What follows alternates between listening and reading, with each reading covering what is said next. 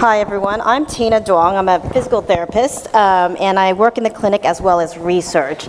I'm going to try to keep the Zen mode, but as most of you may know, I'm a little hyper, so I'll try to not yell or speak too fast. First, I just want to thank everyone for allowing me to be here. I'm so incredibly humbled to be able to speak to you. And just listening to everyone, I feel a theme, and it just seems it takes a village. It takes a village from the clinical team. It takes a village at home. And I'm very grateful and thankful that you allow me to be part of your village. So now, in the next 20 minutes or so, I'm going to tell you how I found out that doing these set of slides, I may be the bossy member of your village. So now you're making me be bossy. It's not working. Oh, there we go. Okay, so just kind of to outline quickly some of the objectives I'd like to cover in the next few minutes is just so that we're all on the same page. We have a mix of people here from the clinical trials family, the research family, as well as families and patients and everyone who are part of this village. And so we need to be on the same page as when we talk about outcomes. What does it mean? What does it mean to a clinical trialist, a physical therapist, a parent, a family, and how does that impact disease, the disease progression? And then how does a clinical outcome really look like for those who are designing trials? And so looking at the commonalities between what these outcomes are and how we interpret it will help both in the management of standards of care and treatment, as well as in reducing the variability so that we have the granularity we need to be able to tell if a drug is effective during clinical trials. So the FDA has a guidelines document looking at clinical outcome assessment and development. And they define clinical outcomes assessments or as a mental state or the effects of a disease or condition about how a patient functions. So all the outcomes I'm about to talk to you today are attempts of being able to encapsulate that and define that a little bit better. Clinical outcome assessments are usually used as a way to demonstrate a treatment benefit. So you all know about the 6-minute walk test, different time function tests. Those are the things that encapsulate that's within these definitions. So within the clinical outcome assessments, there are 4 different types. I'll just quickly go through the first 3 because the 4th one is the most relevant one. Patient-reported outcome measures are the ones that talk about, you get to fill out in clinical trials that ask you about how you may feel about your child's disease process or how they're functioning, or your perception or your child's perception of how they're able to perform something. Clinical reported outcome measure is a report that comes from your clinician that looks at your child's condition and makes a diagnosis from it. And then the observer reported outcome measure is something that's observed from someone who's not a clinician.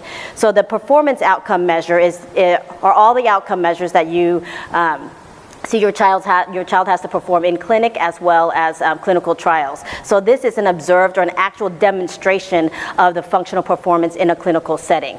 So there's pros and cons to this because we're taking a snapshot of what your child's able to do during that time period whenever your child's there in clinical trials.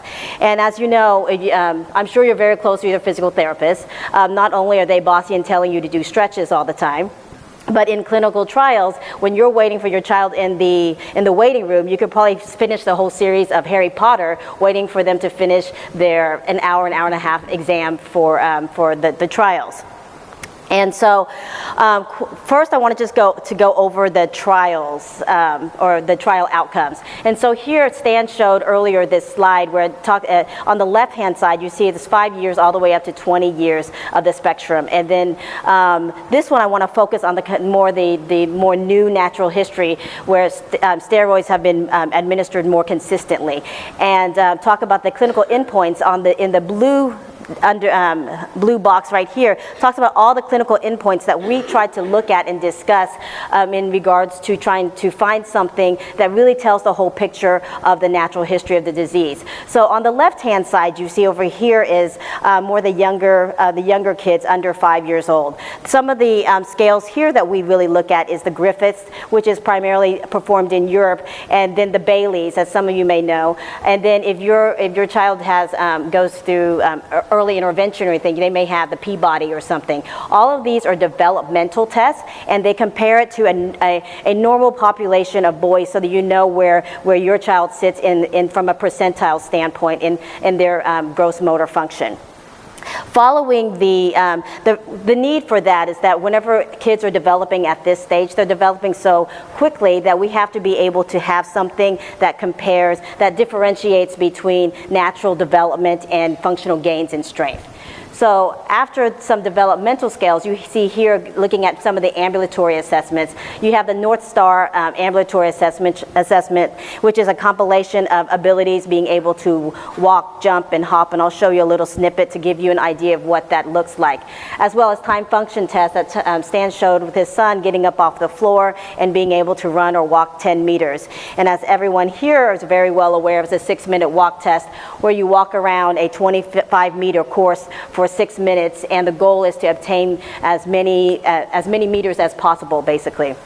And then some of the impairment-based measures are strength measures, and this looks at functional strength. There's manual muscle testing that's on an ordinal grading scale, or strength or quantitative strength testing, which your therapist you may see them testing your son's muscles with a little circular thing that gives a readout about how strong their muscles are. Following that, of course, we have to look at pulmonary function testing, and that tests how well your child breathes, as well as the muscles that help maintain breathing. And then whenever we're looking towards the non-ambulatory scale of outcome measures, there's the performance of upper limb measure that was designed to assess upper limb function, as well as the patient-reported outcomes that look at your perception on function as well as quality of life.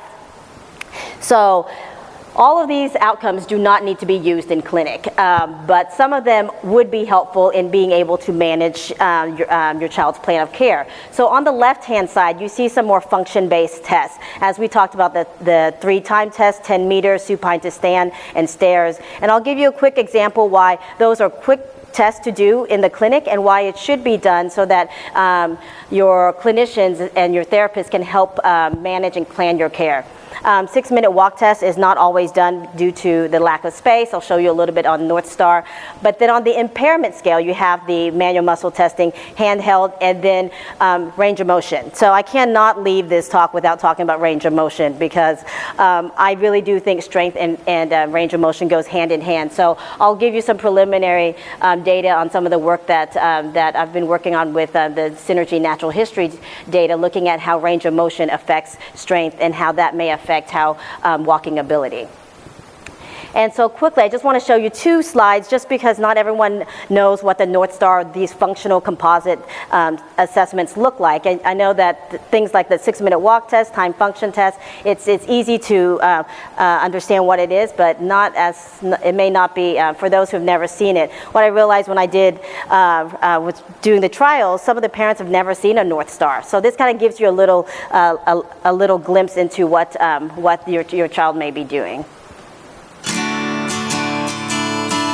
The Northstar Ambulatory Assessment, or NSAA, is an assessment tool specifically designed to measure functional tasks for individuals with Duchenne muscular dystrophy who are ambulatory.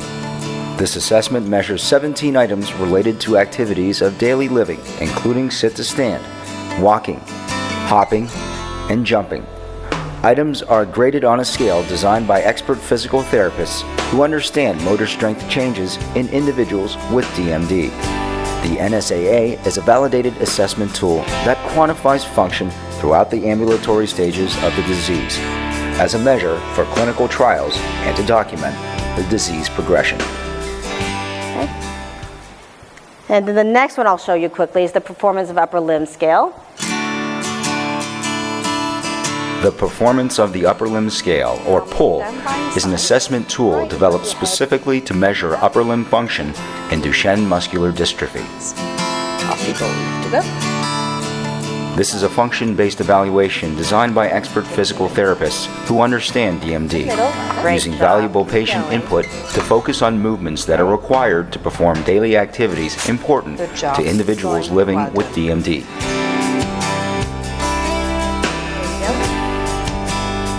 With PUL, we now have a validated patient-focused tool that assesses function throughout the entire spectrum of the disease. Well done.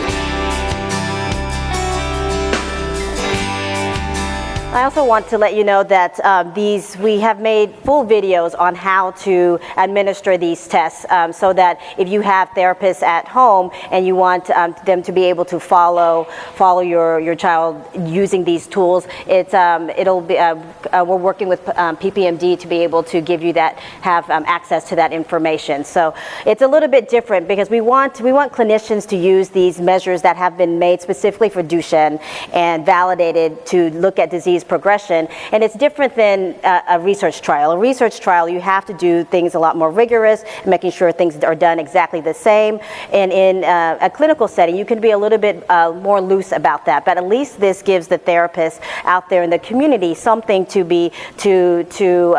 learn how to do it, because you get the Northstar Assessment and it seems concrete and easy to understand. But if you have something that is in between just reading a generic instruction manual versus someone actually showing you the details and explaining it a little bit better, will take home the point of the standardized care and us being able to use data that's obtained in the clinic to understand what's happening with different regimens of treatment. So now I want to talk about why it's important to be able to do some of these functional assessments. So briefly here, I know this is a busy looking slide, but with the Synergy data, we looked at time function tests. So Dr. McDonald leads this study where it has 340 boys around the world, and from the ages of 2 to 28. And so just looking at the time function test, what these Kaplan-Meier curves are really saying is that it gives us an idea. It's like a weather prediction. On the ability, your child's abilities and possible loss of the ability, so that you can plan care. So an example is the 10-meter walk. If your child's able to walk for greater than 12 seconds, it gives you a 50% chance of whether or not your child's able to maintain that ambulation for the rest of for the next 12 months. And the same goes for the supine to stand, 4-stair climb, and 30-meter change. And so this information is used in the clinic for plan of care, while clinical trialists or clinical study designers use that to design studies. So if a study is a year long, this is why they may have an inclusion that, as most of you may know, will try to decrease the likelihood of losing a primary endpoint if their primary endpoint is an ambulatory endpoint. So it's the same test, but used and interpreted a little bit different based on what the needs are from the clinician or the researcher. And then, of course, I'm going to drive home the ankle piece of it. Here, basically, it's saying here that the faster you walk, the less likely you're going to lose ambulation. And so then when we looked at ankles, as PTs, we always look at biomechanics. There has to be an effect of the ankles being shortened, affecting how fast a person walks. And so when we looked at just 10 degrees of difference at the ankle, we found that all three of the time tests, run, walk, climb stairs, as well as getting up from the floor, are significantly different whether or not you have 10 degrees of contracture or not. And then now we're really looking at what is the combination of strength and contracture. Is there a relationship between these components in understanding how fast a person's able to walk? Since we're seeing that how fast your child's able to walk will may be able to predict how long your child ambulates. And so what we're seeing is that all of these do have a relationship with one another. And this is basically saying with knee extension and ankle range of motion that with every 1 pound of increase in knee extension, you have an increase of velocity by 0.06, as the same with every 1 degree of increase in range of motion that you have an increase by 0.02 velocity. So combined, can we make the general prediction of the ability to maintain ambulation a little bit more granular by adding these variables into the equation? And then so in clinic, why are these outcomes important? So whenever you go to clinic, especially when it's a clinic it's a brand new clinic and you're going there, you haven't seen anyone, a lot of times you'll see your physical therapist and they'll do a gigantic array of muscle testing. And sometimes that's done for diagnostic reasons, because in neuromuscular diseases, there's a pattern of muscle weakness or imbalances. And so we have to determine that to guide us on the diagnosis or management. And so when we're looking at different muscle imbalances, if there's a muscle imbalance, then we can either address it by stretching, braces, or orthotics, or support it in some way. But that's from a kind of a structural impairment systems level. That's how we look at that. And then on top of it, for justification, as everyone here knows, excruciatingly knows about obtaining therapies as well as equipment, we have to justify it. And so we have a way to be able to accurately measure how a child functions and report how it could contribute to maintaining ambulation.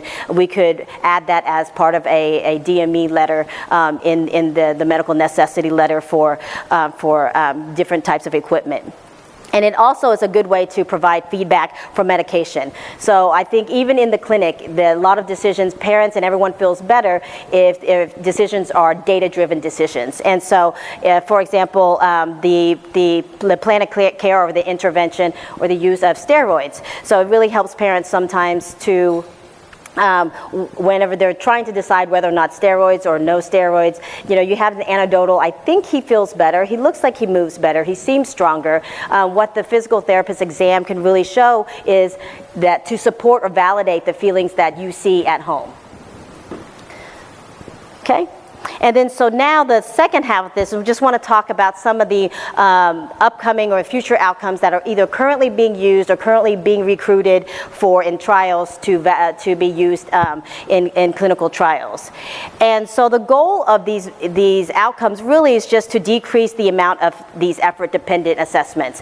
So as I told you earlier, the PERFRO or the performance outcomes that you're getting a snapshot of your son's abilities, they may not have a good day that day, and so they may not be able to perform well. Some of these assessments I'm going to tell you about are trying to take that into consideration and look at on a day-to-day basis, how do we monitor function and strength, and does that better relate to function than this one-time snapshot? And so the first one I'm going to go through is the ones that will be done in the clinic with the 100-meter walk and the active seated that's led by Nationwide, and Lindsay's here. So she has a study that you guys can join if you would like. And then a reachable workspace that's very similar to the active seated. So all this is going to be a quick summary so that you have an idea of what's out there and being developed. The second half is real-time monitoring or activity monitoring. So this is a very hot topic, not only in the neuromuscular research world, but I went to an exercise conference and everybody wants to monitor this, as you know, because probably half the room is wearing Fitbits or something. And so there's different companies kind of addressing this by looking at activity monitoring. And one is the Atlas that is being worked on by Solid Bio, and the Microsoft Band that's a project with Roxana Ben-Dixon and University of Pittsburgh, and the Fitbit as well, that's also being studied by Nationwide. So quickly, just to let you know what these assessments are. So you know the 6-minute walk test. The 100-meter time test is basically a shortened version of the 100-meter time test. So why bother if you already have a 6-minute walk test and you already need that space for it? Because kids who are really young do not understand the concept of walking around in a circle. No one likes it's like being a model, and people are staring at you and you have to occupy a hall. And so for younger kids, Nationwide's looking at maybe just doing 2 laps, running as fast as they can with 2 motivators at the end. Would that be more reliable for the younger kids? Because the younger kids, the 6-minute walk test, if you've ever performed one, could be very comical. And so they're doing this trial, and what they found here is that publication by Lindsay looking at boys between the ages of 4 and 12, they also have a percent predicted equation. And so they've done this in a whole bunch of boys who do not have Duchenne, and so they depending on what your time is for the 100 meter, they would be able to tell you what the percent predicted based on on boys who do not have Duchenne.